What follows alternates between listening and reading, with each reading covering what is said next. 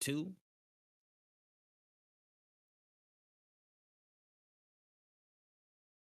Doot doot doot doot. Doot doot. All right, he did. Okay, we're good. Yes, I thought it was gonna be dead silence there for so fucking long. Okay, we got it. We got it. We're good. What's going on, everybody? We are back. No cool down. We're back again. Episode 11. Another week down. Another week is through. So much is going on and not going on at the same time. It's a weird time. Coming towards the end of Black History Month into the rest of the year. It's going fast, but we are here. I am here with one half of No Cooldown, of course, the Bodega Baron himself, Mr. Wen is here. Hello, you know hello. what I'm saying? How you doing today, Brody? I'm exhausted. All these hard games that I got in the span of 1 week are really I didn't realize how like draining they are. Bro, I'm so bad. You changed your name on Twitter to Easy Mode Win, and you're playing all these hard ass fucking All games. of a I'm like, sudden, bro, you went against the grain so quickly. What the fuck? Wildin', bro, wildin'. But yeah, man, we are here. Again, it's been a pretty slightly light week in news. There was a couple of good stories, a couple of funny ones, honestly, but we're gonna waste no more time and get right into it. We're gonna, you know what I'm saying, warm up a little bit. You already know we do. Start out, get a, you know what I'm saying, get our legs warm, get the speaking voice up a little bit. Let's talk about it. So honestly, these could have basically been in the trailer trove. They were all kind of like, I guess, movie or show related, and I was like, too damn, what the hell? And the other one, I'm like, oh. But let's get through it. Let's get through it. First one, this week we had a trailer for the Fairly Odd Parents, but it was like a live action trailer, and it had about as much reception as you'd expect with the mix of live action and animation. The trailer saw a new cast of characters and a grown-up Timmy Turner pulling up for the show. Bruh. They've already done this. That's what's kind of annoying about it. And yeah, and I'm just like, that one, the cast didn't end up too popular or hot. Am I right? I mean, like, I guess they couldn't like get a hold of Drake Bell in Mexico, so yeah, they just recasted. I just don't know I don't know why, like, just why actually. I guess they thought that. Because the thing about Fairly Odd Parents, I felt like Fairly Odd Parents was like the runner-up to SpongeBob. Like, those are the two Nickelodeon shows that were like very very popular. But nobody asked for a live action. You know what I'm saying? Like, who's asking for a live action Fairly Odd Parents? And even that, who's asking for more Fairly Odd Parents? I just feel like they honestly could have just made their money just playing the reruns or whatever and just kept it pushing. But I guess we needed this, maybe. No, we did not. Yeah. Let's be serious here, all right? Listen, this is like a further step towards the ascension. When they changed that first theme song, when they did that reboot or whatever a couple years ago, that's when we should have known it was going left. When they changed the theme song to some other shit, I didn't know what it is, bro. I don't care. Throw that shit off the table, smack it out your hand. Whenever they did that, that's when I knew. I was like, oh yeah, they don't give a damn, bro. They don't care. Yeah. That shit wildin', bro. That's wild. But hey. Drake Bell didn't find a way to get back on the show. That's tough. But yeah, I'm a hard pass on this shit. Yeah. I'm a hard pass. I didn't even watch the trailer. I clicked on it, I started, and I was like, bro, man, I saw this man's face for like 3 seconds, and I'm like, no, dang, that's trash. I like the dude that voices Cosmo though, because I'm about to say he's a dope voice actor. It's like been in a lot of shit, but otherwise, y'all can keep it. Yeah, I can honestly keep it, and it's on Paramount Plus. Nah, I'm good, bro. I don't know niggas that got Paramount Plus right now, bro. If you got it, you know what I'm saying, I can slide me one. But hey, I don't know. You know what I'm saying? It's not popping like that right now. We'll see when Halo drops, I guess. But I don't know. Anyways, from one you know what I'm saying, random franchise live action campaign to another. We've heard a lot that Jeremy Bruckheimer, who is the producer of the Pirates of the Caribbean series and The Sorcerer's Apprentice, and I just wanted to mention Sorcerer's Apprentice because it was ass, he is in talks to produce a live-action Beyblade film. So, of course, based on, you know, the popularity of the toys in the series, Paramount has potentially been mobilizing over this and are considering sequel potential for the Spinning Top Monsters. Already sequel plans. What are we feeling about this, man?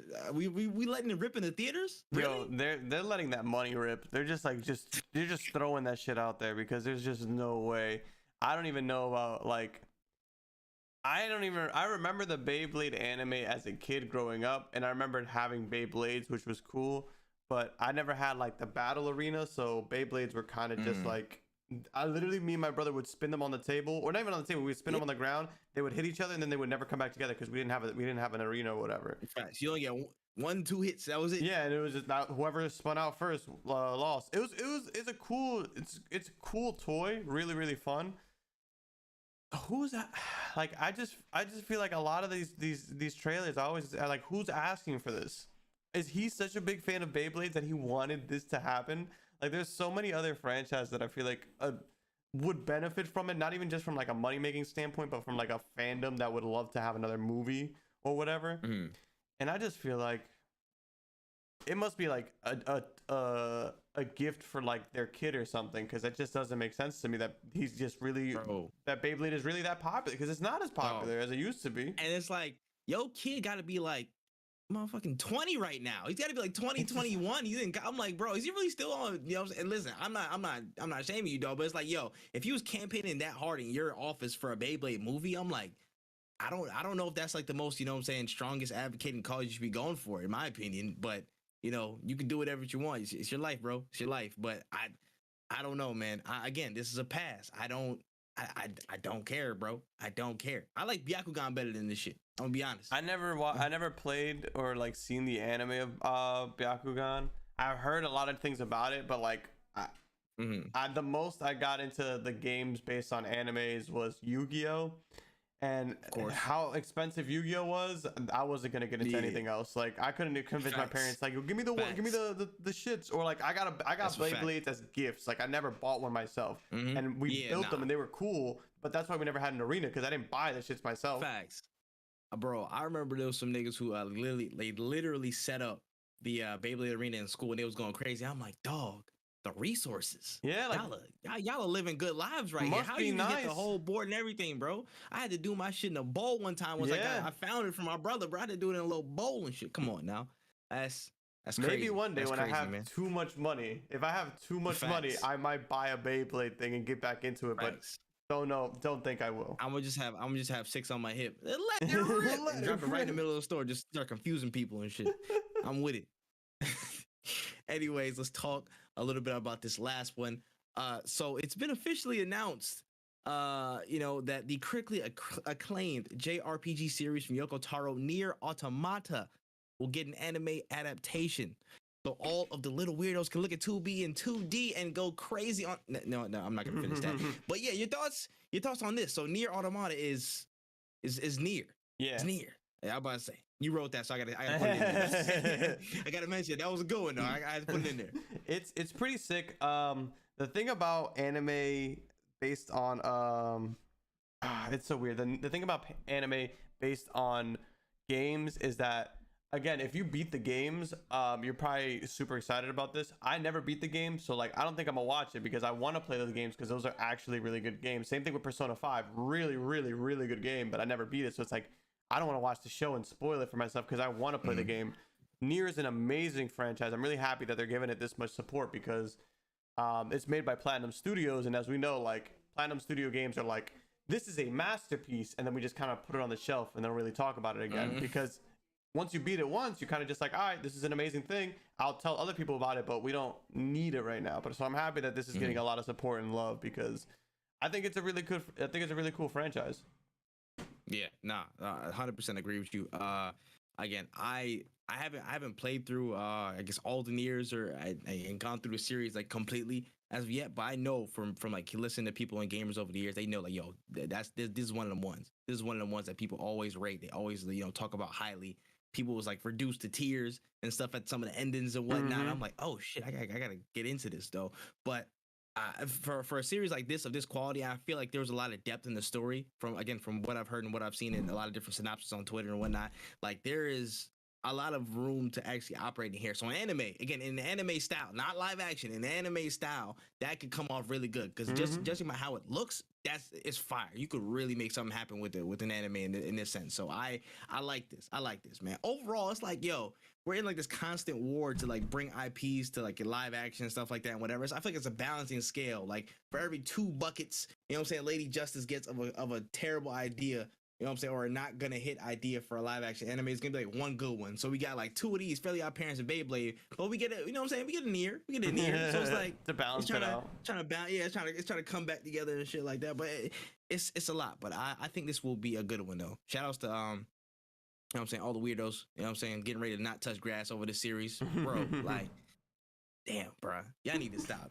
Y'all they horny, bro. Anyways, bro, I listen. I'll let y'all live.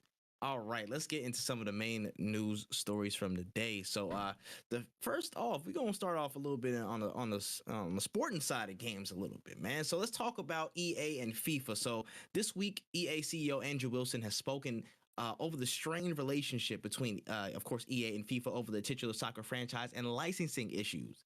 Now, according to Video Games Chronicle, Wilson claimed that EA are expanding game modes beyond 11v11, and the only true value that EA got from license from non-World Cup years was the 4 letters on the front of the box. Ditching the brand could mean opening up more partnerships and inclusions that may have been impeded, with FIFA imposing blocks on its license.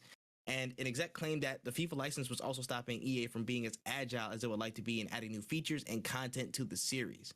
Now, there's been a bunch of rumors, of course, and we've seen now that EA was filing trademarks for EA Sports FC. So FIFA could be finished as a brand name going forward, and we could see a little bit of shakeup in that area. So what you think about this, man? I wonder if ditching the FIFA name will make it so that they can like do things like you know how like they had NFL Street and NBA Street? Yeah, and, like, FIFA Street. Bring back FIFA Street, like something like that. Like I wonder like they kind of did already with the Volta mode. You know what I'm saying? I can speak on this because I'm you let me know. This is out of my wheelhouse. Yeah, no. They kind of brought it back, not like, I guess not like full on FIFA Street, you know what I'm saying, the vibe, but they did kind of bring it back in like, I guess, a modern iteration in terms of Volta, like 2 FIFAs ago, I believe. So yeah, that's kind of there, but it's not like the essence. I feel like some of it's there. They have mini games and whatnot, but I feel like they didn't bring on like straight like the spirit of like aesthetic, all that stuff. It's kind of fit it into a FIFA box, which I didn't necessarily mind. You know what I'm saying? Like, I thought it was cool when it actually came out, but it's not like, you know, me, I play it consistently. Yeah. I just stick to foot and pro clubs, but Volta's pretty cool. Volta is cool. I'll give him a pass on that one. But I feel like that was more on the development side rather than FIFA's actual like A-OK. Yeah. I wonder what exactly they has been impeding them, because if they did drop the FIFA title, and the next game or the next 2 games weren't gas, like, no, it's not the title. Also true. Like that's the biggest thing, is like it seems like you guys are putting blame on on FIFA for the performance, I guess, or what the games have been in the past. But I don't know, man. I don't know. And what I was just gonna say is like, was FIFA telling you guys to push people to buy packs? Was that something that FIFA was telling you guys to do? Was the scripting thing something that FIFA wanted them to do? I don't know, man. You tell me. You're the expert here. Now listen, you bring up good points. Now listen, I know that 2 of the main arguments, I guess, for this whole debacle was that, one, FIFA was basically like, for EA's development process, they have to run all these decisions up the FIFA flagpole to make sure stuff is cleared and stuff with them. So they think that might have slowed down a lot of the ideas that they had to make the gameplay better or fix up a lot of things and improve the series.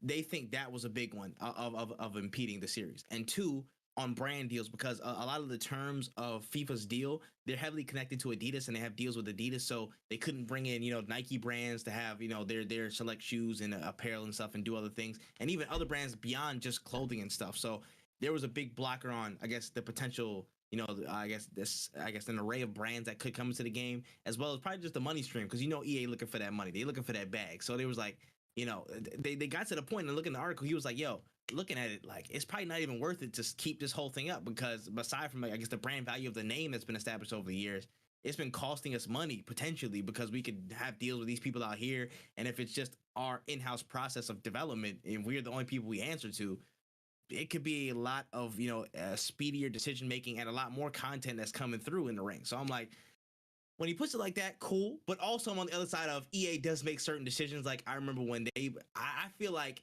EA, like, mostly on their own, did price ranges. Whatever price ranges was the thing, like FIFA 15, they did that, and then they imposed, I guess, certain certain ways, I guess, put control and a lot of, again, revenue potential back on their side, because people, of course, say they're doing swaps, they're doing like coin stuff. They were like, the market was basically itself, and then they imposed controls on the market, so they got more money. They get FIFA tax and all stuff like that from transactions.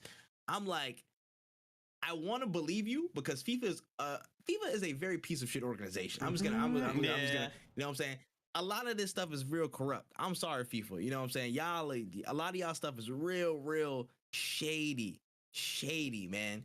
But it's just the fact that I don't necessarily trust EA all the way either. Yeah. So it's like, okay, some things I know you guys like are on top of, and you got it. Like, cool.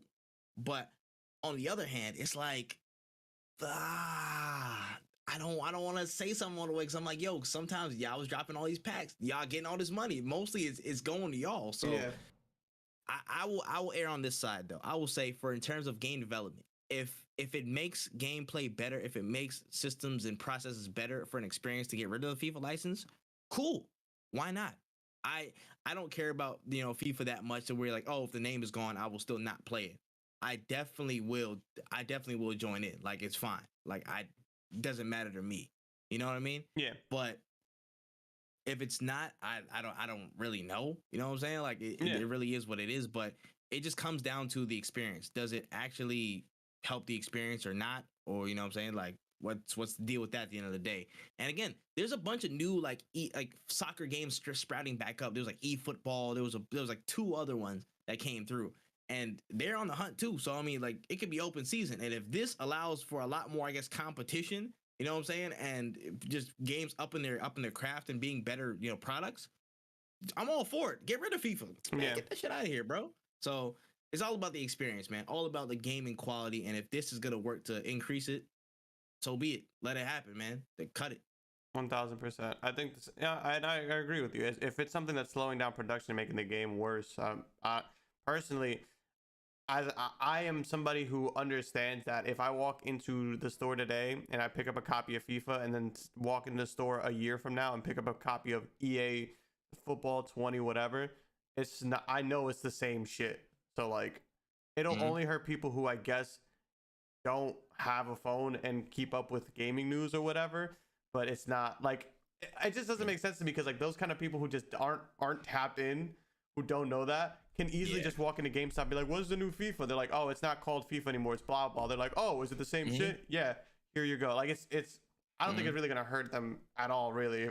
It sounds like a win-win for them, actually. Just a win. and it's like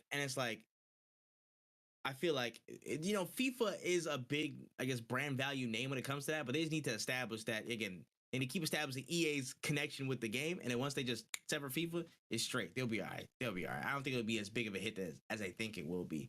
Yeah. I'm not going to say, what I'm saying, like, people aren't stupid, because there are some stupid ass people out there that will completely think that FIFA is like not the same game anymore or whatever. Yeah. But I don't think it's going to be as big of an impact. For sure. Word. On to the next topic right here, man. Oh, now this, wow. Like, we're in the apocalypse, bro. This is it.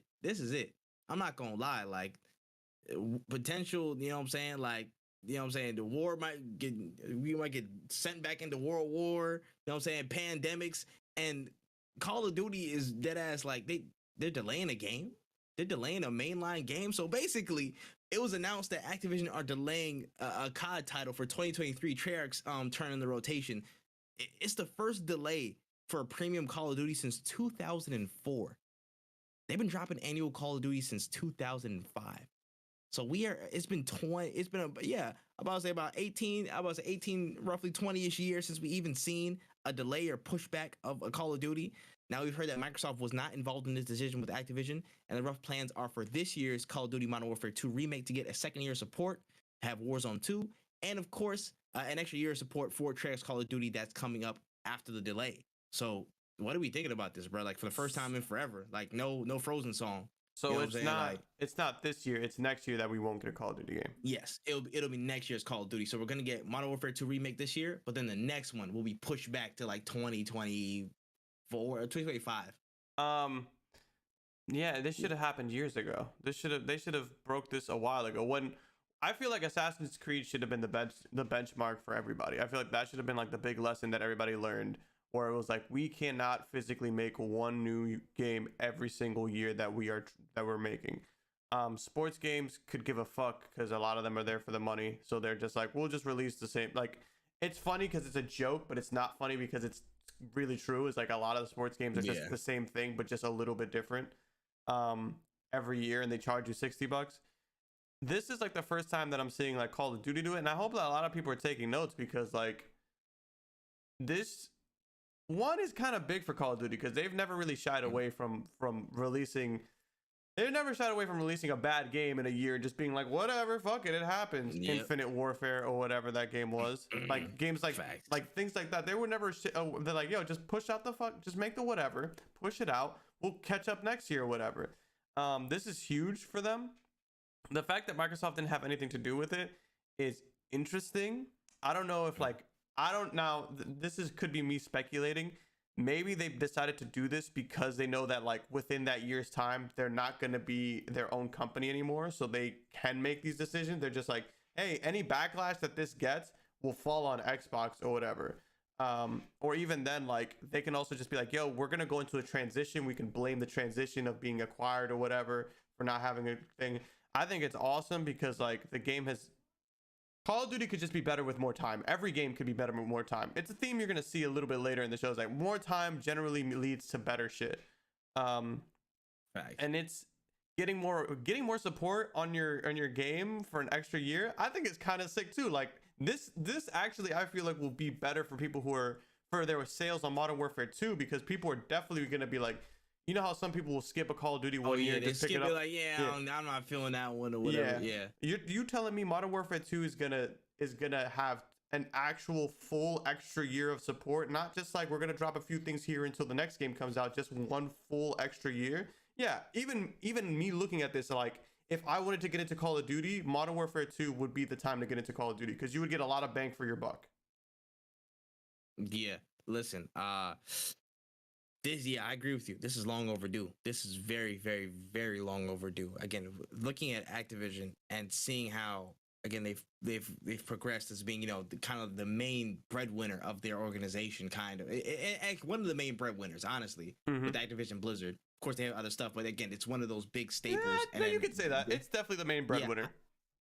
Yeah. Okay, yeah. Okay, cool. I just want to verify. But it's like the main breadwinner for Activision Blizzard is Call of Duty, and saying every year they've been trucking along. We gotta have one every year. We have this consistent base. We have to meet. This demand right here. We have to meet it to capture as much money as we can to keep us, as fiscally profitable as possible. Right. So that's happening, and then of course Microsoft swoops in. Hey, we own y'all. We own y'all now. Y'all us. So I feel like that decision has also been. I think that might have enabled more of the developers to see like, hey, listen. We don't have this much of a financial strain on our development process now because of, I guess, our obligation. Well, not obligation, but I guess not duty. Well, yeah, I'm gonna say obligation. I'm gonna say obligation. Basically, their obligation to put one out every year and be as as consistent as possible. With their experiences and their content drops. So I think that might have enabled it, honestly, to a certain extent. That Activision's considering their future. Of course, they're not deciding everything as a conjoined unit yet because the details of the merger aren't fully completed. But there's a lot of room for this, and this is a good plan. For one, I think we said this last time when Modern Warfare 2 was announced, like in a previous episode. This is going to be probably one of the biggest turning points, if not the biggest turning point for Call of Duty history, I think, because of the downturn with previous Call of Duties. Saying with Warzone hitting the status that it is now, with the rumors about Warzone 2, how that could, impact the future of the, of the entire state of Call of Duty. And again, just the delay, like we've never seen this in the modern era of Call of Duty. Past past when it picked up steam in COD 4. Yeah. We've never seen anything like this. So hopefully this enables, again, the next cycle, which is Treyarch, to build the best game possible. You guys just focus. The Black Ops series is dope. Whatever y'all put out is usually like probably some of the best in Call of Duty's lineup, I think. But when it comes to Modern Warfare and Activision, I feel like this is like, again, the biggest, like no pun intended, but the juggernaut of the actual whole Call of Duty family. It's like, you're probably not the best family member, but you're the biggest. Everybody know you. So this is where they have to really step out, you know what I'm saying, and have a full slate of content for 2 years. They have to have a 2-year cycle on top of everything else to support it. And I feel like this is the game to do it. This is the, you know what I'm saying, this is the backlog to do it, considering Modern Warfare 2's history, again, the maps, the rapport with the fans. If they needed a place to delay it, this is the one. And they need to nail Modern Warfare 2. I feel like that's a big tell on the confidence they have in Modern Warfare 2 to be like, yo, okay, I think we can actually, you know, push the other Call of Duty back. We'll work on our content pipeline for these 2 years, and we'll put a lot of our eggs in the Modern Warfare 2 basket. That's what it feels like to me. If I'm not mistaken, isn't Modern Warfare 2 the one that's changing the engine for Warzone, or am I tripping? Yes, it is. They are using a brand new. Warzone is the engine from Modern Warfare 1, so like the second game is going to change.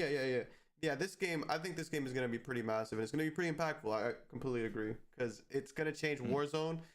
Rip to the 100 gigabytes that you're gonna have to re-download, because I don't think that they're just gonna have you copy paste over, you know? Oh gosh, please learn how to compile and package your files, bro. Son of a bitch. Yeah, son, it's gonna be nuts when I that day one Modern Warfare 2, and like I'm seeing like I can already call my timeline being filled with like people posting pictures of how long it's gonna take to download. Oh yep. And I already know, I can already tell you 3 hours. Yeah, I can already tell you like the people who I follow who are gonna complain about the download time, as they should, because it's fucking ridiculous. But yeah, am I gonna tap into Warzone? No, my Warzone arc is nowhere near. I don't think there ever will be a Warzone arc.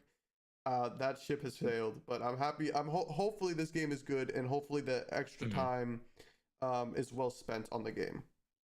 Yeah, and I feel like, again, with the amount of, I guess, confidence, again, they're saying, hey, the Modern Warfare 2 is coming from February. From this month they announced it, so it's like, oh shoot, they're saying, oh, they getting big chested early. They usually don't say nothing until May. So they know the kind of the situation they're in, again, with Vanguard not as hot as, you know, of course, any Call of Duty usually is against the run of form. You know, they know they got to come out with a banger. So I feel like they've put enough, or they have been, you know, saying, working to put enough, I guess, oomph on this one to be really, really impactful for everybody. And I hope they do good, man. I'm hooked on Call of Duty again, because I want games to be good. I want games to be fun. I'm saying, I'm not against that shit. Yeah, of course. And it's just that, and a 2-year cycle. If you guys can really, really push the envelope on it to make it, again, they make content consistent and the gameplay loop fun, I think that's where, you know what I'm saying, Call of Duty takes a big jump back in the race, honestly, because I don't see other, you know what I'm saying, other series doing it. I don't want to say the name, but no, it's not Halo. That's all I'm saying. You know what I'm saying? Yeah, I personally am not a big fan of Call of Duty, but I also we don't ever want games to fail on this podcast. Facts. For sure, man, for sure. So do your business, man. But I thought I'd never see the day, man. Thought I'd never see the day. All right, let's push it forward a little bit, man. Oh my goodness. So this, I was like, what? This is pretty funny. So basically, we had a reveal for the Capcom event, you know what I'm saying, the giant ass countdown. We speculated. I'm still a little bit pissed that it wasn't Resident Evil 4 remake. Did I call it? I gotta go check if I called it. I did? I believe you did. I believe you did. I told y'all. I believe you did. Yeah. Well, damn it, it's the biggest thing besides Resident Evil 4, but whatever. Yeah, it is. Whatever, man. Anyways, we had the full reveal and confirmation that Street Fighter 6 is alive and on the way, with more details in the summer. But a good bit of the buzz didn't really hang on the announcement or Vic Ryu or, you know, the new character that showed up in the screen or any of that stuff. It was on the logo. So apparently people got the slander in the logo that came up and stated that it bared a lot of similarity to an Adobe stock image. It was looking really bland. And now the creator of that stock image that it got likened to is he's looking to sell exclusive rights for the logo. So there's been a lot of stuff. People saying it's bad bland. They've been making their own remixes of it to make it better. They said it was looking like, you know what I'm saying, email updates, unread messages and stuff. What are you thinking about it, bro? What's going on? Street Fighter 6 is gonna be sick, bro. Street Fighter, bro. That's literally when I saw that logo. I literally was like, this looks like literally straight out of Fiverr. It looks insane. Nah, bro. It's also just like, when you look at all the other Street Fighter logos, they're flashy, they're cool, they have a very unique like style to them, and then they drop this one and it looks like an app. Like, it literally looks like an app that I have 6 notifications on. It's dead ass. It's kind of bad. I really hope that it's just a placeholder. Like, I really am praying that it's just a placeholder, because Street Fighter kind of always has had a style, and they've always followed that same style. Like, it's just a brand. So it's like seeing this, when I saw that, I kind of was thinking like, is this gonna be a mobile game? Like, I don't understand why it looks like, but like, tell me that logo doesn't look like an app though. That's what I'm saying, is that like it just looks, it looks kind of bad, and I hope that they're not like, I don't know why they would do that. Like, you know, like I don't know what the style is crazy. That's crazy. The rest of the teaser was sick. Like, it looked really, really good. It kind of sucks though, because I was watching it and I was talking to my cousin about it, because like we were like, yo, it looks really good, but it's Street Fighter, so you're not really gonna see all that shit all the time because you're playing a fighting game. Like you're not. It's a 2D. Like, you're not gonna be that focused in on the character, but it looks super insane. They're usually, when they announce a new Street Fighter game, they announce a new character, and that's what I think the second person was. The new guy is. Yeah. But I'm excited for a new Street Fighter game. I'm not a big Street Fighter fan, to be honest with you. It's not a fighting game that I really am interested in getting into. It's a fighting game that like, if somebody bought it for me, I'd play like the arcade mode. I bought Street Fighter 5 on release and I enjoyed it, but I definitely, that lag was fucking killing me. And unless they get better, I think the netcode got better, but when I first bought it, it was horrible. So I was just like, rollback ASAP. yeah, like I was just like, this looks like a cool game, but I'll just stick to Tekken. I'll learn. I'd rather just learn Tekken. Cool. Looks great though. Yeah, it looked insane, and I heard some rumors that like, oh yeah, that was actually like, you know, the in-engine, like in-game, some of that footage like was actually like there. It wasn't like pure CGI or whatever, like an extrapolated take. Right. It looked like it was in there, so I was like, damn, it looks good. Gorgeous, man. And I think the funniest thing was one of the funniest things was they also somebody said they might have taken the trailer and put it in a different format, like a different, like, I guess, dimensions. So that's why I think Ryu, that's why he was so wide body and shit like that, bro. That had me rolling. I'm like, bro, who messed up on that? They getting fired, bro. Kanye's engineers, bro. They getting fired out there, for real. But again, on the logo, for me, at the end of the day, on one side, I really do not care. As long as the gameplay is fire and there's rollback netcode, I would actually give it a shot to play. Because out of all the fighting games, I'm actually on the opposite side. Street Fighter probably is my favorite. If you get Street Fighter, I'll get Street Fighter. Bro, I bet. Say less. Like, I used to play like Street Fighter. What was it? Street Fighter 4. Mad like religiously with my brother. With both of my brothers. Like, whenever my older brother come over, we all play. I suck at fighting games, but I'd still try and play that stuff because I don't know. It's just the spirit of it. I love it. I don't know why I played Sakura. I main Sakura. Just whatever. Leave it alone. I was the little brother, so I mained Ken. That's why I was a Ken player. Fair. But yeah, I always loved the Street Fighter series. Honestly, it was just a fun game to play. Really cool. Just my nice segue into the fighting game realm, which I suck at, but still made me feel warm and fuzzy inside sometimes. Yeah. But with this, the logo, one side, I do not care. As long as the gameplay is great, I am all for it. Wonderful. On the other side, I'm like, damn, bro, y'all could have had a little bit more effort. Y'all could have really tried a little bit more. Like, that's insane when you think about it. It's like, yo, all this super in-depth graphics, all this stuff. You can see his toes curling and stuff. You see the little wrinkles and stuff right there. His forearms look like he been doing push-ups for 47 years straight. You know what I'm saying? With no breaks. Oh, that's crazy. And whack, logo. You know what I'm saying? Like, you know the voice that comes on at the beginning of the Street Fighter games? Yeah. And he's like, Super Street Fighter 4 Arcade Edition. Like the deep voice and stuff. You show me that logo, and it's like, yo, the SpongeBob thing when he turned mad normal. He was like, yeah, Super Street Fighter. Yeah. You know what I'm saying? Like, it turned into that. I was like, dang, bro, that tastes bland right there. It tastes real MIDI right there. I need to change that up. But I think it's just placeholder. But, you know what I'm saying, people was kind of taking it too far. They was doing their own remixes and shit. But, you know what I'm saying, I think it'll be better in the summer.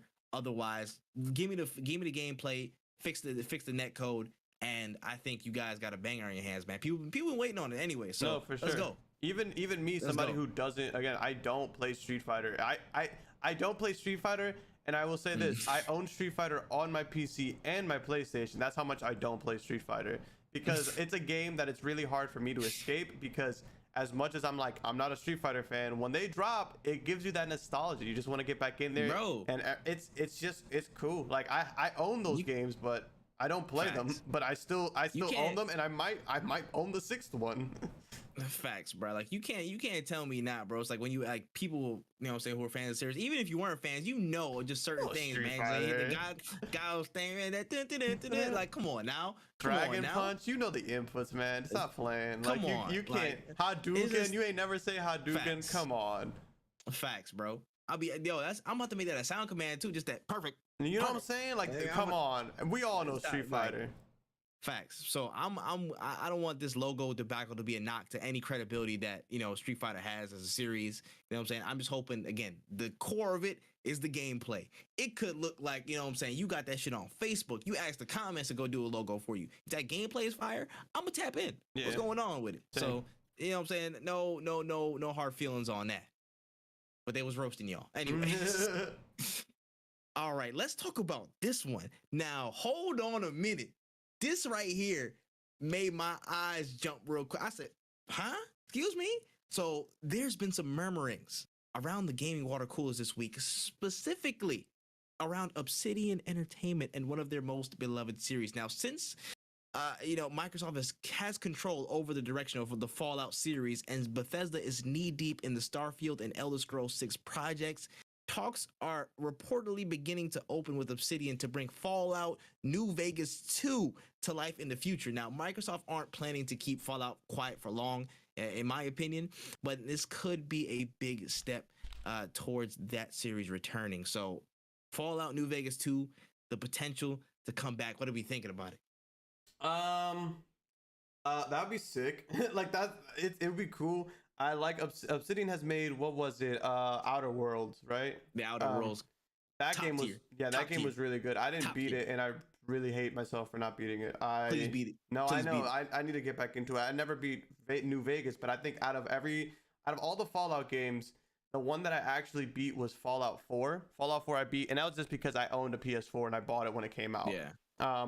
New Vegas was the only other Fallout game that I could actually play and enjoy, because I actually didn't like Fallout 3 because it's kind of like, it was good, but it was so fucking hard, like getting into it. Like I just couldn't like there was shit that I just didn't understand. I had a gun, the crosshairs were in the middle of the screen. I shot the gun, the bullet went that way.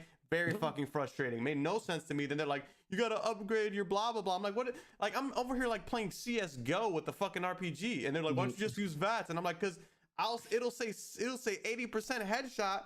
Motherfucker misses the whole clip. I got no AP left, and now I'm getting fucking cooked because my bullets keep going in these directions. It's stupid. Anyways, Fallout New Vegas was actually the Fallout game besides 4 that I actually enjoyed. The only reason I didn't beat it was just because I don't know. I just didn't beat it. I would actually play that game on stream. If they announce a new Fallout New Vegas game, I'll play New Vegas on stream. I'll at least try to get through it, because those games are really, really good. And Obsidian makes good games, and they've shown that they can still make good games.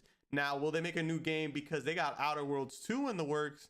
I don't know. I don't know when we'll see this new Vegas, this new New Vegas. But the new Vegas. The new Vegas. Listen, I will preface with the fact that I believe that this will be a years out type of thing.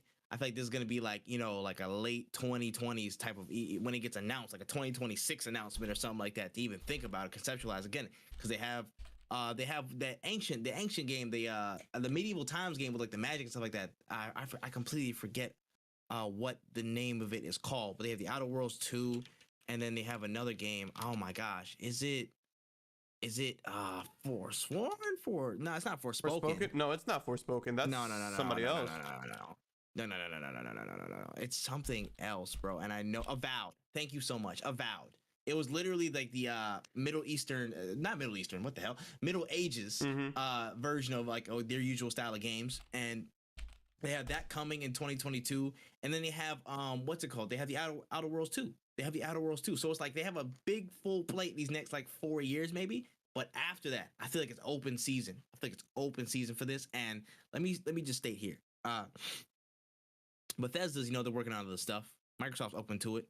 And I believe in my heart that New Vegas is the best thing that Fallout ever touched. It was the best version of a Fallout story ever. That was the best iteration of a Fallout game ever. You can quote me on that. I don't give a damn what you think. The best Fallout game was made by a non-Bethesda studio. Take that to the grave with yourself, bruh. That's a fact. That's a fact to me. I don't give a damn, bro. That's for real. So if they have any rumblings, any little utterance, just Fallout 2, yeah, New Vegas 2. Yeah, I'm in there. I'm there. I am there. So I really hope they take their time with this. I really hope talks progress very well and we hear a lot more rumblings about this, because that just means We're back.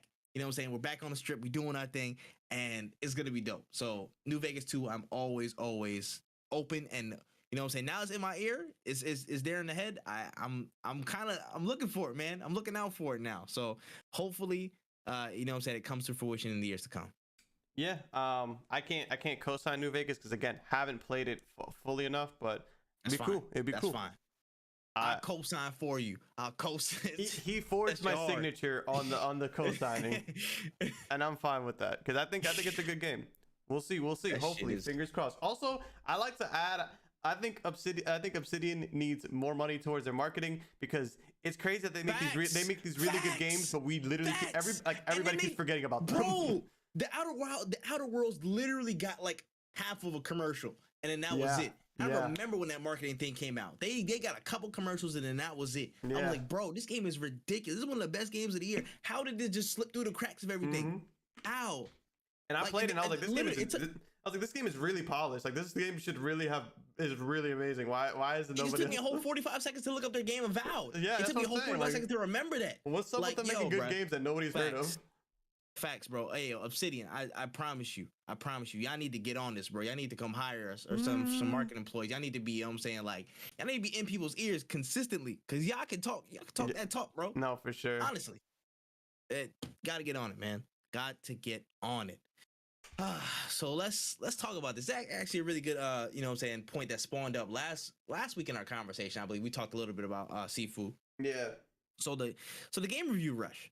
So game reviewers are starting to voice their opinions on the amount of time given to review games. So Tamor Hussein from GameSpot actually tweeted out that just so it's out there, don't give anyone shit for not finishing Elden Ring for review. It's immense. It shouldn't have been sent a month. It should have been sent a month ago, rather. I played and wrote until I physically couldn't stay upright every day, and I couldn't make it. Now, the game's had an impressive launch with very positive reviews, of course, but thinking of the grander scale of our reviews, how much time should they be given to write them? You know what I'm saying? Should we be on this consistent, you know, quick cycle of whoever gets to it first wins, or what needs to change in the paradigm, if anything at all, with, you know, with game reviews? So with me, this is actually a really this topic I actually really enjoyed a lot. Because I've had, if you follow me on TikTok, you know that I posted a TikTok about Dark Souls, and I kind of made fun of the community because they don't like easy mode, and I just made a joke about that. Blew the fuck up. Who would have thought? And in the comment section, there was a lot of people saying like, oh, this is giving very much game journalist vibes, or a POV. You're trying to be a game journalist. You're trying to explain to a game journalist they need to spend more time on the game. And I think that it's really funny that people say these kind of things, because it's kind of just like, you guys are acknowledging that there is a problem here, but you guys aren't acknowledging that you guys are the problem. It's like when somebody who stinks walks into the room and they're like, yo, what died in here? And it's like, motherfucker, you're the reason it smells like this in here. Like, I think we as gamers, I don't know when it blew up, but video game reviews are now what I consider like a staple into a game's marketing plan, period. Like a review will make or break your game at the end of the day. 100%. So the fact that people are sending out games like Elden Ring and you're giving them a week to beat it is fucking insane. Like, when you think about all that goes into a game review, you gotta, for some games, beat the game, write the review, write the script for the video, record the video, edit the video, and then you got to put that out. And I skipped a step. There's actually 6 steps, because you got to write the review, get the review edited, and then fix the review. So there's a lot that goes into video game reviews. I started doing them myself for my channel, and I don't even do big in-depth reviews. And I literally, me and Panda do reviews on our channel. I told her not to get really in-depth. We don't even give number scores, because of the reason being, we don't have time to beat every single game we want to review. Every time there's a new game on Game Pass, you can ask me any other reviews that I've done, how much time I've spent on them. Panda has a system. She tries to go to see how long the game is. She'll try to play at least half of that before she makes a review. Me personally, if I get the vibe and I understand what's going on, I can give you the review. I'll tell you right now I can tell you how many hours I spent on XYZ, and I'm very transparent about it. Like, so if you tell me, oh, this game picks up later, I don't mind going back into my review and updating it if it needs to be updated, because the game got way better later. But there's just no fucking time. especially if you're trying to do all that stuff. And on top of that, most games journalists don't just have, here's Elden Ring, this is your whole task for this 1 week. Usually they have other shit to do too. Like Tamur Hussan is actually an editor for GameSpot, so I'm sure while he was playing this shit, he might have had to edit shit, or might have to update a guide or things like that. There's just a lot that goes into it that we don't really know about. And to make fun of like journalists for playing a game on easy mode, I'm gonna keep it 1,000 with you. If you gave me 3 days to beat a game and write a review for it, I'm playing it on easy mode. I don't have time to fucking waste on especially something like Dark Souls or a Souls-like game where you're gonna die 17 times, spend like 7-8 hours on one boss. Like, you don't have time to waste. So it's like, I think that we need to give them more time, or honestly, just like the marketing and the teams behind these games should account for that. Like, if you're gonna release Dark Souls, we got to give them a month to review the game, and that'll give you not only extra time to fix any bugs, but you can also send the game out to the reviewers early. They'll have the reviews ready, set to go, and it will bring more people in, because a lot of people notice when you make a review for something that you don't fully understand, because that's why a lot of people get made fun of when they're like, oh, like I think it was Devil May Cry 5 or some game like that. Somebody got reamed because like they were talking about how one of the options or the game's combat or something was kind of off, but they were saying like the reason you guys think that in your review is because you played the game on easy mode. And it's true. It's like, you guys played it on easy mode, so you think that this shit sucks, but in reality, that's just an easy mode thing. If you put it on normal, that wouldn't be a problem, kind of thing. Got you. I see what you're saying. Yeah.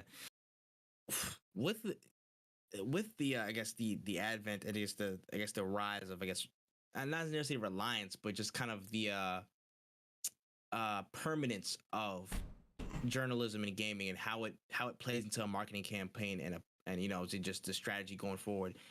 I feel like, of course, with any news cycle, it's turned into, it's not the race to be right, it's the race to be first.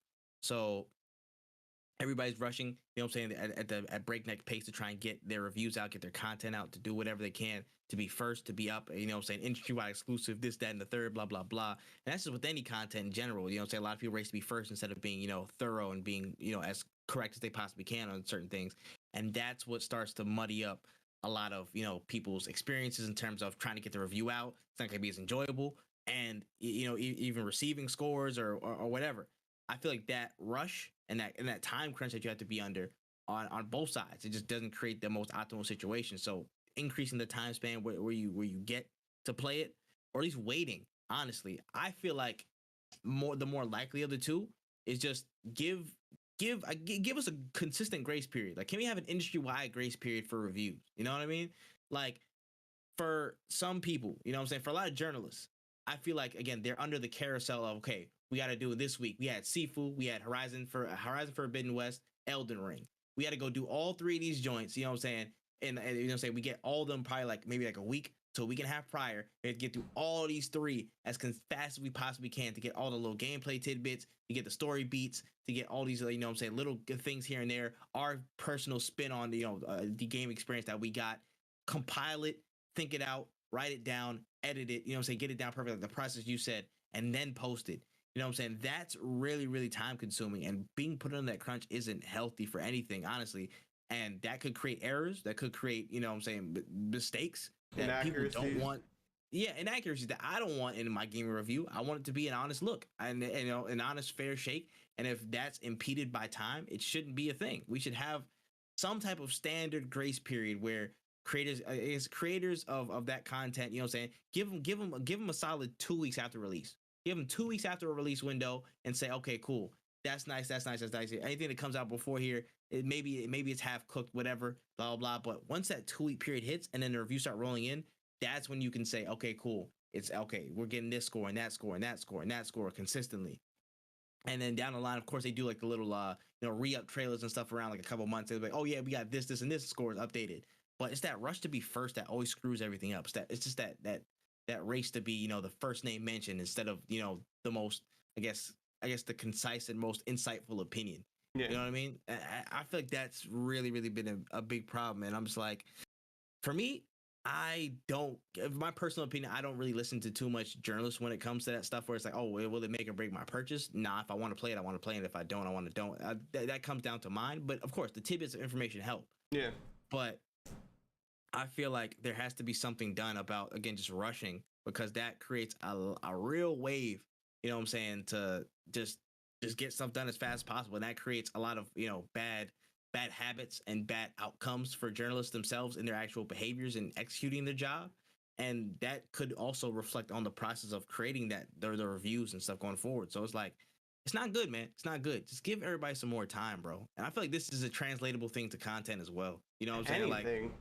Yeah, literally anything. Literally anything. It's like the crunch to be first. It just sucks. Like, even, and the thing is, like, you're way nicer than me, because I honestly would have been like, just delay the game until the review, until you give these people like the time that they need. Because if you would have told us Elden Ring is coming out, you told us it's coming out February 25th, right? It came out yesterday or today or whatever. If you would have told us it came out March 25th, because they're don't say because we're giving reviewers a month to play the game. Yeah. If you would have just been like, it comes out March 25th, it'll be the same shit. Everybody would have felt the same way. It would have been like, oh, okay, so March 25th is when the game comes out. Cool, that's fine. Like, it wouldn't have changed because you wouldn't even have known that they do XYZ. And then honestly, you could even, that could be your campaign, that could be your marketing campaign, because you could also give it to you would have basically a done game. You could give it out to streamers a little bit earlier. You could do a lot of things, but Facts. It's just, I think with more time it would improve a lot of things. And I feel like in this industry we've kind of like, it used to not be so, it was, but I feel like it wasn't as vocal as how mad people can get. Like, it shouldn't be this way, because we're all human. We have time. Like, there's time. Yeah. So my question, just to clarify, so you think the onus is on the game studio to, again, make the proper mandates in time for for reviewers to get their stuff in and go on, or I would say the journalists to kind of like just slow down their own process? I would say it's on the game studios. Then the only reason I say this is because if you told game reviewers not to make game reviews for a game that comes out 2 weeks, like they take their time with the review, and the review of Elden Ring comes out next week, that's a lot of people are still going to be mad at the game reviewers, because they're going to be like, this game sucks. Like IGN will be like, wow, this game sucks. And then they're going to be like, well, I wish you would have told us this when the game released, or whatever. And I completely understand from your point of perspective. If you like the game and you like this shit, yeah, I'm gonna watch this shit myself. I'm gonna just go play the game myself. And I'm with you on a lot of franchises. Games like Elden Ring, I kind of was just like, not really my cup of tea, but I saw the reviews. My boy got it for me. I gave it a shot. I really enjoy the game. But I think that it should just be, like, because if you do it from the studio level, nobody can be mad, because they won't even know that the game was delayed, or the game could have been released in February, but we needed the time to make sure that the reviewers got it, that the campaign and all this shit was going smoothly. Pete. No, that's a really good point. I just wanted to get some clarification on that. No, for sure. That makes a lot of sense. But yeah, either way, we just need to elongate that review process for whatever. If it's either on the end of pre-release or post-release. But again, with your point, it's probably pre-release. But either way, it give people more time to get these things done. You know what I'm saying? Like, the race to be first doesn't benefit anybody. You know what I'm saying? In my opinion, in the long term, because eventually we all feel the effects of that stuff, whether in the content that we receive or the habits that we build in creating or absorbing that content. So it's like, take your time. Yeah. Take your time. Give me one quick second. I'll be right back. Yep. Don't worry, that's a subtle break though. It's like, there's so much time that goes into that shit. It's like, there's so much that you have to consider when it comes to like reviewing a game. And it's wild, bro. It's like, you really have to like be on your P's and Q's when it comes to that type of stuff. It's like, I remember that reviews. I mean, shit could, like, if you're in a rush, like, it could be really bad. Like this month, again, you have like 4 or 5 games you have to look at, and then you have a Steam Deck that's coming out the end of next month too. It's like this period of time is just so like insane. And for the crunch you have to look at, bro. Shout out to the exaggerated swagger of a black teen. I feel that. You know what I'm saying? Shout out to Miles. Exaggerated swagger. Like, you know what I'm saying? You could get shit like that. I feel like if the dude had more time on that interview, he could have been like, yo, maybe I shouldn't say exaggerated swagger of a black teen. You know what I mean? Maybe I should have fact checked that with the nearest black employee / friend I have in this office. And maybe we probably should have, cleared that. But I think the reviewer was actually black. Oh, he was black. Never I mind. think You're right. so. You're right. You're right. You're right. He was black. You're right. You're right. You're right. You're right. He was. Because I remember think that, but he said it so right. awkwardly that it was just like, damn. I think you're right.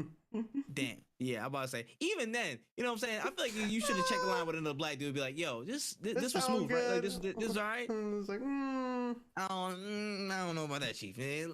The way Let you me get said that it didn't car have off you, any bro. swagger. If there was a little bit more exaggerated Facts. swagger. Facts. And you could have made it work. But you know what I'm saying? You said it the way you said it. And there it is. Hey. Oh man, that was a funny I'm just ass. saying. That was a funny week because people were really roasting him, and then they're like, "Oh wait, he's Hilarious. black." Damn. Like, hey, listen, I'm still roasting the delivery, bro. But he'll be all right. He'll be all right. Shout out to that dude. Shout out to him. All right, on to the next topic. So this week we saw a little uptick in a lot of different rumors and stuff coming out the woodworks, man. So this time we saw Avalanche Studios and their 2015 iteration of Mad Max. So we heard a lot of news about that, and specifically a tweet surfaced over some 3D camera work, and they actually added the Mad Max account in that actual tweet, and it was just on top of the countless rumors that we saw of the game it's been in development apparently before the pandemic even started. So I mean, is it really Mad Max? Is it back? You know, do we even want to see that shit back? Like, what's going on, Win? I think that Mad Max was actually such a good game. I got it on PlayStation Plus, and it was one of those games that I kind of wish I could go back and beat. I think it got kind of like overshadowed by, funny enough, Shadows of Mordor, because they were both similar. Like, yeah, you're right. Like they were both very similar action adventure, like square triangle fighters is kind of what I call them, where it's like press square to punch, triangle to counter type thing. But the thing about Mad Max that was really, really, really good was just the car combat. It was actually car combat that I enjoyed, because there's not many games that do car combat well. Even games that their whole thing is car combat don't do it as well as Mad Max did. And like having the customization options and the world, it was a pretty solid game. I don't want to say that game was like AAA Batman Arkham City type vibes, but it was better than some games that come out now, honestly. Yeah, it was a nifty little game, good experience. And again, I came out of left field because I was like, yo, Mad Max game, that might be like trash movie game. Ugh, I don't know. Yeah. But then I actually got a chance to play it like a couple years ago, and it was really, really good. Honestly, like, again, the driving felt pretty good to me. Like, actually seeing your car upgrade over the years, I didn't mind the story. Like, again, some of the little gameplay beats and stuff were actually really cool to me. I would love to see this back. Honestly, I feel like this was one of those under the radar type of games that was dope. And honestly, that's things like this. Those kind of, I wouldn't say they're super expansive experiences, like whole like 100+ hour games and whatnot. But that was probably something that's like, I think it'd be a good addition to, like, you know, the lineup of stuff coming throughout this year and next. Honestly. Sorry. No, you're good, bro. Yeah, no, I completely agree with you as well. It was definitely a good game. Give me 1 second. My mother's getting bags out the bag. You know the vibes. You good. Yeah, you good, bro. Well, yeah, man. It's like I forgot what exactly. That time frame of, like, you know, Shadow of Mordor, and that I feel like people caught it on the backspin, but you know, when they started to play and actually get into it, they saw like it was actually had good depth to it. Again, for me, I was like I like the combat, bro. The hand to hand, bro. I didn't know Mad Max had hands like that. Yeah. So just seeing that. It was really cool because it had like I remember there was like a water meter. Like it was just really interesting. Yeah. And I feel like a second game would have done it the justice that like Shadows of Mordor got, where it was like, this is a really good, cool concept, but like it needed to be fleshed out more. And then Shadows of War came out and everybody was like, this game is nuts. And I was like, yeah, this game is awesome. But like Shadows of Mad Max kind of got left on the back burner because it was just like really strong potential. And especially for a movie franchise game that they don't always get they don't always get good games, and that was actually a pretty solid game. And till this day, I will say it's probably one of there's some games that came out that are open world driving and all this stuff, and it's not even as good as that game. Like, that game was just solid from end to end. It was pretty solid. I would love to see a second game. Facts. I don't want to name names and rage out, but you know what I'm saying? It's crazy. It's crazy out here, man. It's crazy. But yeah, I think Mad Max would be really good to see around, man. I just want, again, I want my lineups to be crazy as hell every year out. So if you can bring this in the next year or two, I'd be super grateful. And then, yeah, that'd be a good addition, man. A good addition to the slate, man. Ruin my wallet. Just ruin my wallet. That's all I want. Just do it. For real. But anyways, we're on to our last topic of the day, man. I don't even need to, do no crazy intro, nothing. Listen, I got my hands on Sifu. when finally got his hands on Sifu, guys ass whoop. Finally, I was waiting on it. I was being a hater for like a good hour and a half watching him play this shit. I was so ready. I was so ready for it, man. But we can finally talk a little bit more about it in depth. Sifu. Oh man. Actually, I kind of want to start. You know what I'm saying? We can. You know what? I just want to start with what you think, man. Let's go off the cuff, man. Let's go off the cuff. What's going on? So Sifu, the only real problem I have with Sifu is the voice acting very much not there. The voice acting seems very generic, and that's why, like, I remember when people were saying like it didn't have to be Chinese themed. Very much so, because it's not, nobody really has like, they're very much American accents. Like it just sounds like regular people just talking, you know. They're not, it's just it. I thought you could change the language that they spoke, and you can't, and that was like a big like red flag to me. I was like, what's the point? Like, I wanted, like, if the, because that's the one thing that's always a crutch. If the voice acting sucks, if you change the language, you won't know the voice acting sucks. Facts. It'll sound hotter immediately. Yeah, you're automatically like, all right, cool. I'm way more immersed now, because they're all Chinese people, but we're all speaking American, like we're all speaking English, and we sound like white dudes is what a lot of them sound like. So it's just like, all right, cool. Facts. Whatever. The fighting, the gameplay loop is nuts. It's very fucking addicting. I don't even really like playing single player games all that. Like, I like playing single player games, but I've never been like to the point where if I beat it, usually I'm like, all right, this shit's over. I beat the game. We're good. But when I played this game, I was just like, damn, yo, I wonder if I can beat the botanist without dying. I wonder if I can get past this part without dying, because I know that I could do it, because there's things that I've done it before. I've gotten through these people, and I've weaved all these hits. So it's like, damn, maybe I think I can do this no death run, or maybe I can fight blah blah blah. But then you get to fucking Sean, and now you're getting cooked, and you're like, whoa, how do I even do this? The only other gripe besides the voice acting that I had is that a lot of the shit that they teach you, they don't put it somewhere for you to find easily. Because you'll learn shit in the game, and you'll like unlock new moves, and you'll find those moves, but like how blocking works isn't really explained that well. They have a training area, but you can't really make them do the shit that you want to practice on. Like, I want to learn how to practice the, like, you know, when they power up their fist and it turns orange. I want them to hit me with those, because I want to see if I can parry those, if I can block those, or whatever. Master the timing. Yeah, so it's things like that I wish they had more. There's just certain things that they could have did to make the game, like small details that they could have fixed. Facts. It was like a game of inches at that point. Like, yo, you did a lot of hard work to get to where that game is, and I commend it. There were some things where it's like, yo, you could have made this like out blow out the water, like all around scores, like undeniable, like fire. Yeah. But I will have to touch on some of these things as well, man. It's like, I agree with you with some of the certain cons. The fact that we have certain a number of inputs, but then we don't have all of them. So it's like the avoid. It's like I forget that sometimes. So I'm getting caught by sweeps all of the freaking time. And it's pissing me off. I'm like, yo, I'm trying to remember this output, and I'm like, I gotta think back. You know what I'm saying? I gotta do like the fucking Jimmy Neutron, like, you know what I'm saying, brain blast to try and figure out the input to dodge lows and do all this other stuff. Like, that was like more technical stuff. So just give me a plain up manual of everything in the menus. That'd be just great. Just fix that up right quick. That would be wonderful. Voice acting, again, I completely agree. I felt like it was pretty bland. It was pretty unseasoned, as it were. I would have loved, you know what I'm saying, a different language option. They are adding that in a future update. I believe it is coming in a couple of weeks. That's sick. So that's great. That's great. They're adding Chinese, which is dope. Again, I feel like that would have been dope if it had it from the rip. And just in general, I feel like there wasn't, you hit, you know what I'm saying, the I guess the culture of it, and I guess the depth of the story and connections and ties to a certain, like, I guess, kind of minimal level, like surface level. Yeah. I feel like it wasn't so, you know, entwined and deep in the game, in which I would have loved to see it more. Yeah. I feel like that's one of my gripes as well.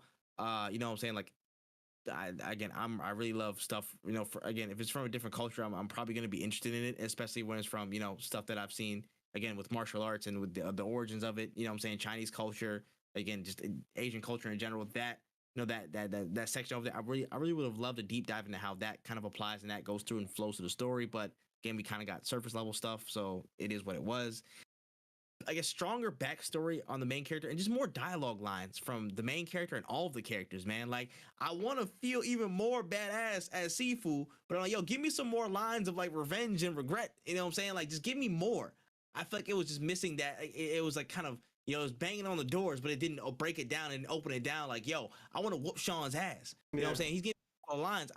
I'm still very, very much motivated to whoop his ass. But if he was talking more shit to me, you know what I'm saying? Like, if he had like a little bit more, I guess, explanation and fleshing out to why he is where he is and stuff, and not from just the, you know what I'm saying, the little notes that you pick up and like, okay, you realize his school, you know what I'm saying, he started this style, he kind of applied this here and made his own little, you know, like, I guess, like cult, as it were, at the club.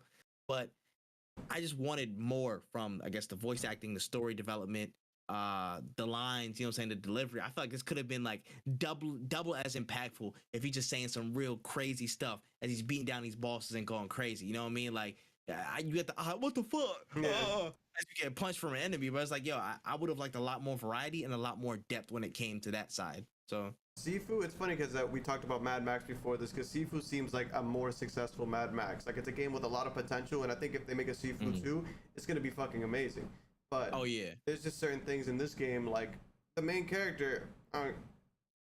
He's cool because I'm playing him. Like, the motherfucker, he literally is just like, they'll be like, you can't go through this door, and he'll be like, I'm going through the door, and it's like, all right, cool. Like you get dialogue options, but they're super bland. I just wish they would have had a deeper dive into his character. Like, yo, how did the loss of his father actually impact him? Like, talk about, you could go into rage, anger, you know what I'm saying? Like, oh, maybe make that show out in his combos. Maybe he has like a rage meter or something like that somehow develops. That could be in Sifu 2. I don't know. But like, that could be a whole mechanic where it's like, yo, he can't control his rage or something.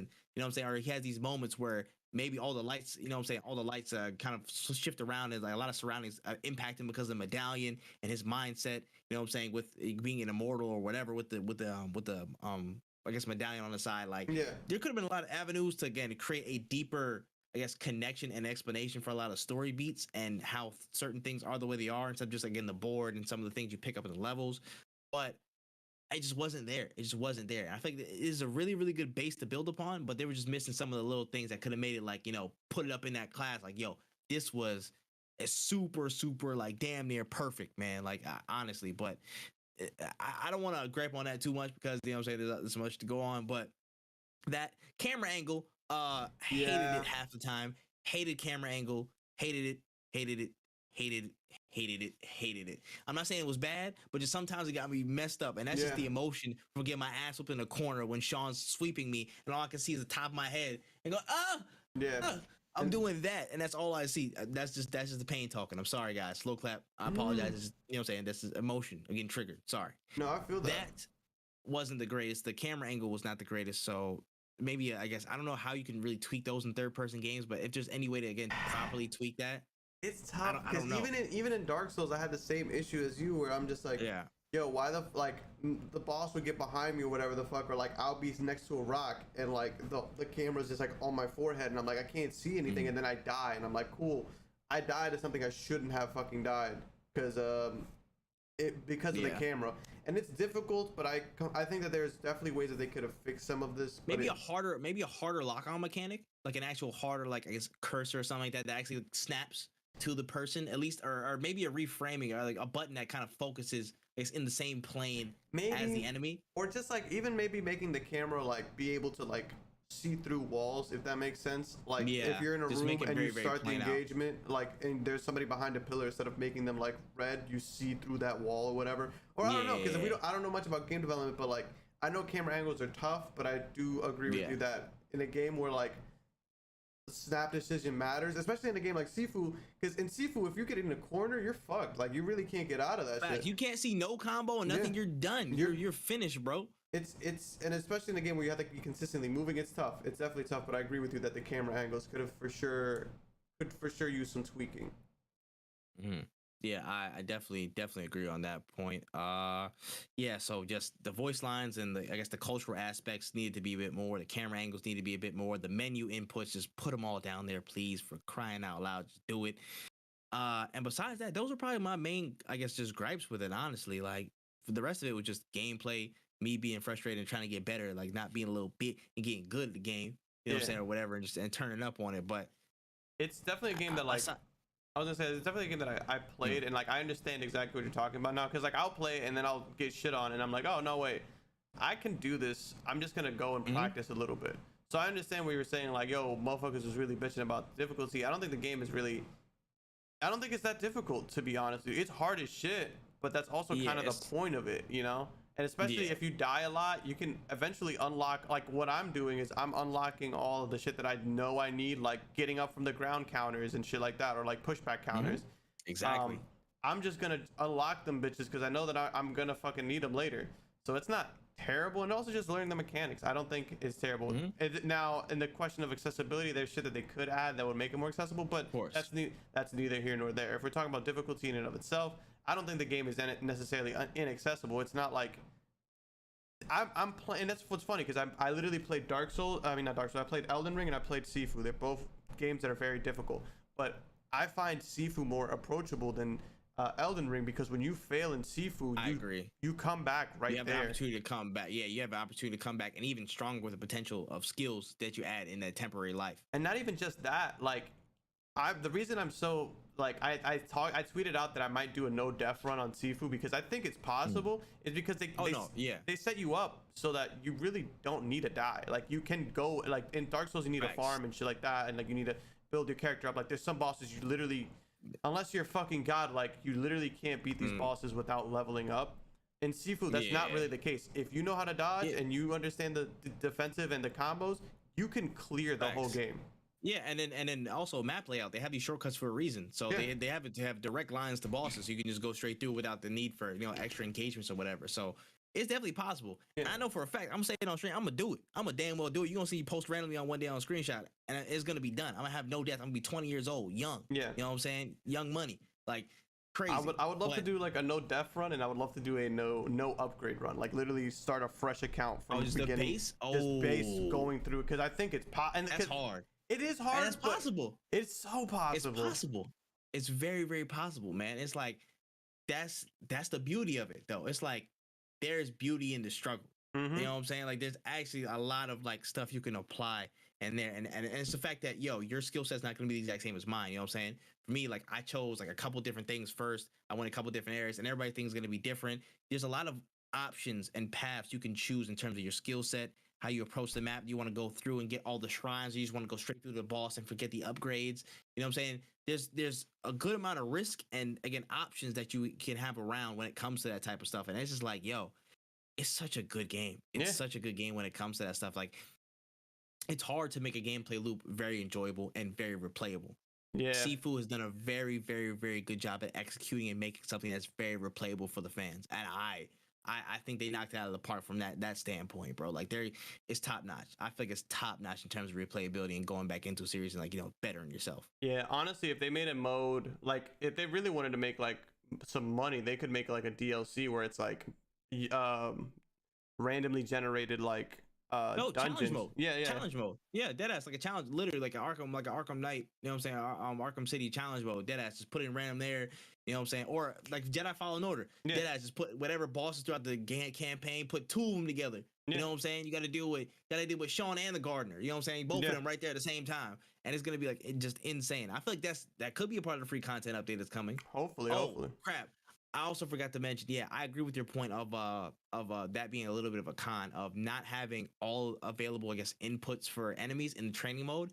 I would love to have, you know what I'm saying, more of that, or at least when you encounter them in the map in the wild, to say, oh yeah, this is added to your training codex. Yeah, you can now train this move. Exactly. You know what I'm saying? So as you progress, that would be a really good thing. So okay, you're seeing this move for the first time. You know what I'm saying? You learn it. You know what I'm saying? The Pokédex pull out. You know what I'm saying? Like, oh shit, they said that is a low grab. You know what I'm saying? And you go back and you have that move registered in the codex now, and then you can start learning it and perfecting it over time. I was actually when I was playing it after I got off stream, I literally that day I literally did not stop playing Sifu. I went and I played that first mission so many times. I think the lowest I was able to beat the botanist was like 25, and it's always because of some bullshit, but it is what it is. That's the nature of the beast.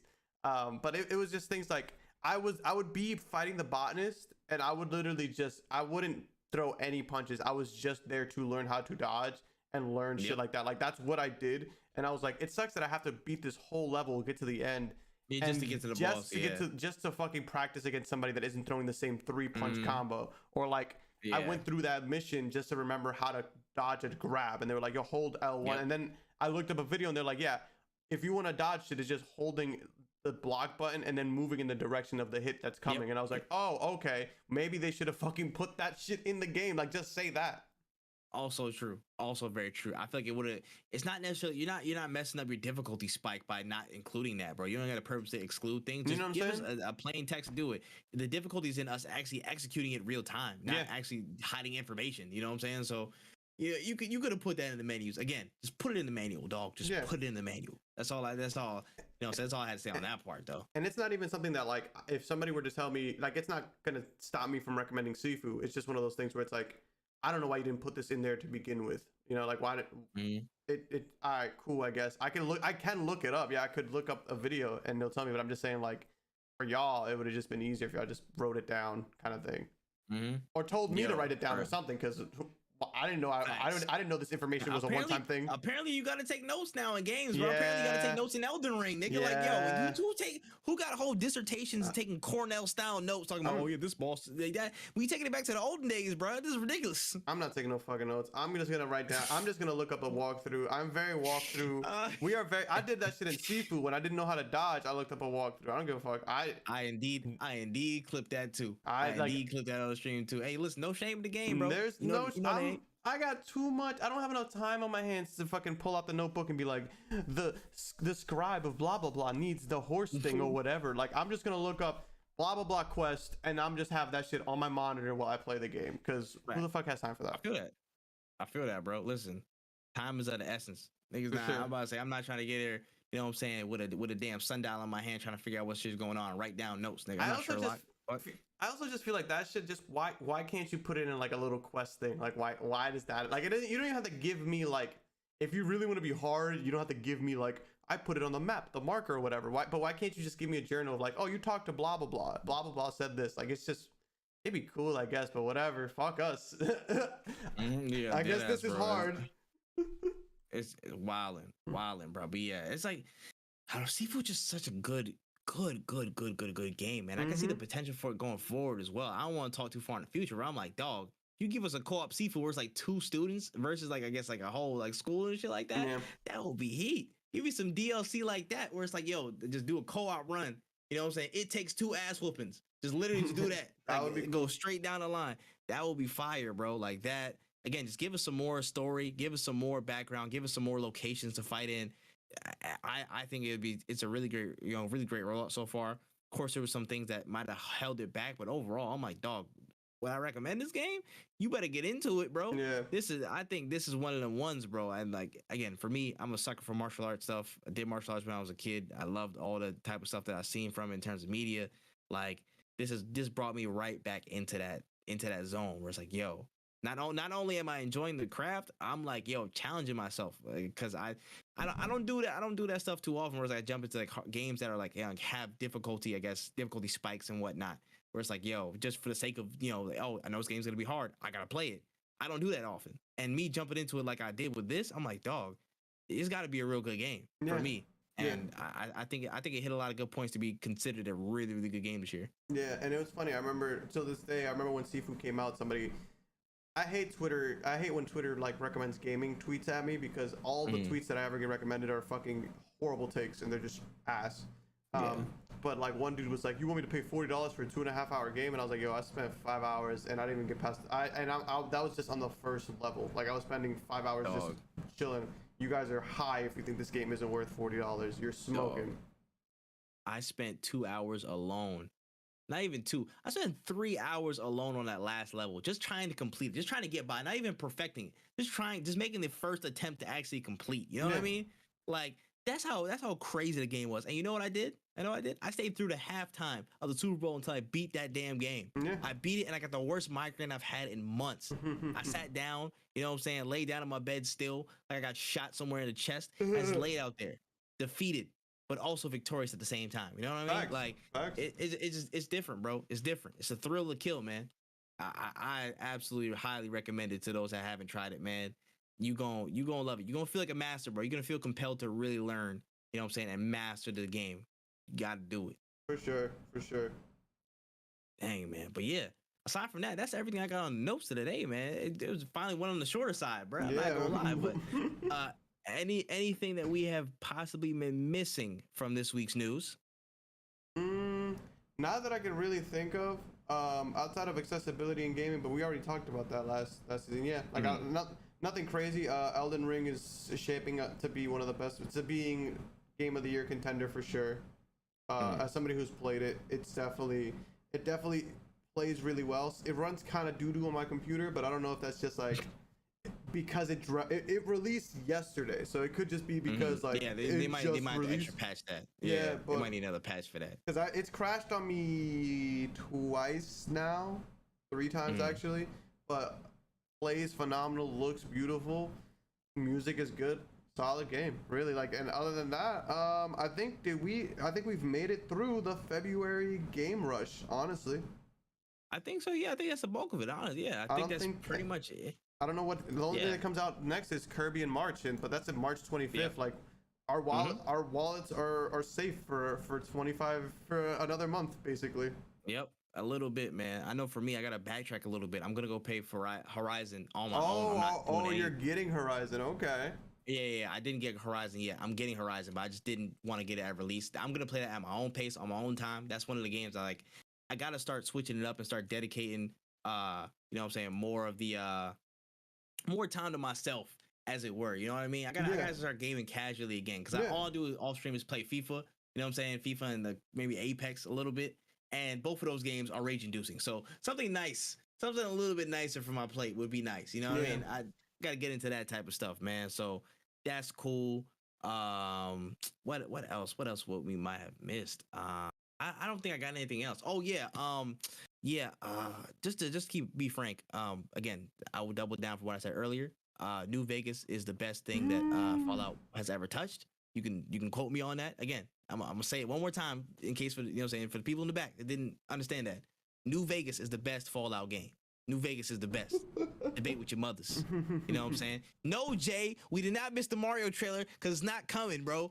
We don't want that Mario trailer. You know what? Oh my god. Hey, listen, that's been episode 11 of No Cooldown, man. When any closing thoughts before we get out of here? Because this man talking about Mario and shit. Play games that you want to play. Don't make all your games your stream games, because Kirby was my stream game. That shit is no longer my stream game. I'm playing that shit on my own. Y'all want to see the ending? YouTube it, because I'm not making a video out of it either. I'm playing this shit for myself. Listen, man, it is what it is, man. And my closing notes for February is, hey, at this point, you got to go back and check the Twitter if you can't. You know what I'm saying? If it's way down the line, go back to the YouTube and check out this Black History Month that we just did. It was a dope video. Really appreciate y'all come through looking on that. Damn, man, so much stuff going on. As February closes, remember, support Black folks 365. Fuck a February. Do it every month. Facts. Do it every day. Do it every year.